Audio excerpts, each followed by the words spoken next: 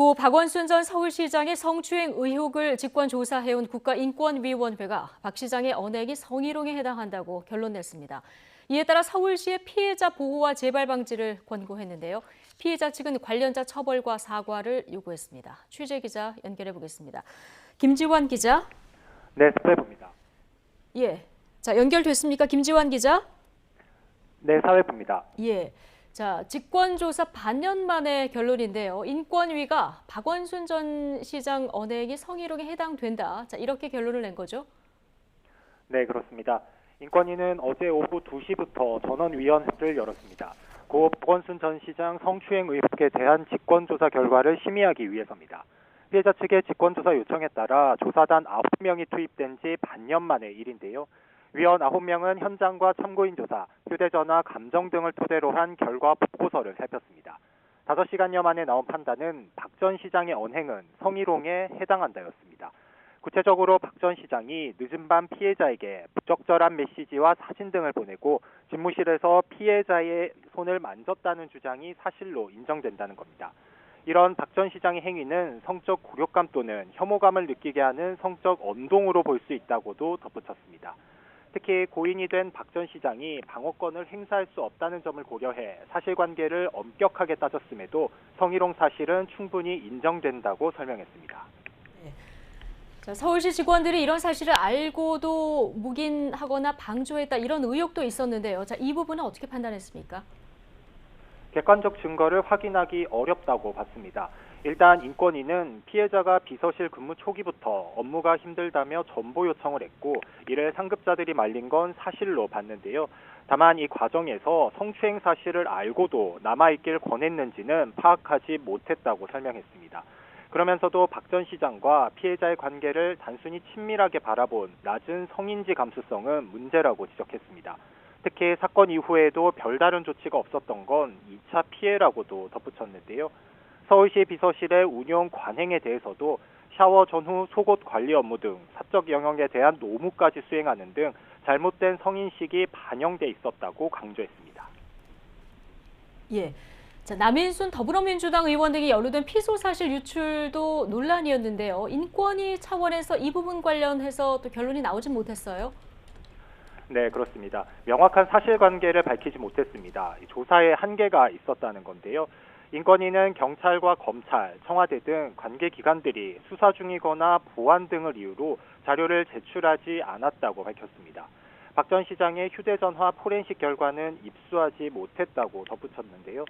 또 유력 참고인들도 수사 중이란 이유로 답변을 하지 않다 보니 피소 사실이 박 전 시장에게 전달된 경위를 제대로 확인하기 어려웠다고 설명했습니다.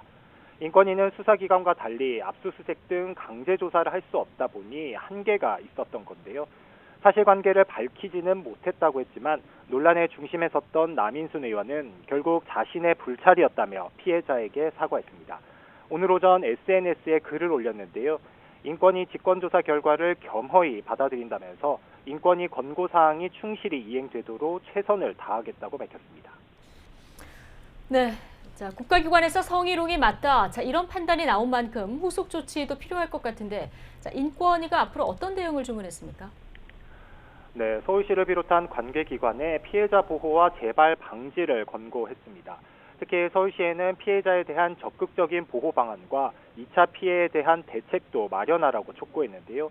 비서실 업무 관행과 성희롱 예방교육 제도도 바꾸라고 촉구했습니다. 피해자가 서울시장 비서실에 근무하는 4년 동안 성희롱 예방교육을 한 번도 받지 않았고 시장실 직원 성희롱 예방교육 이수율도 30%에 미치지 못해서 나온 조치로 보입니다.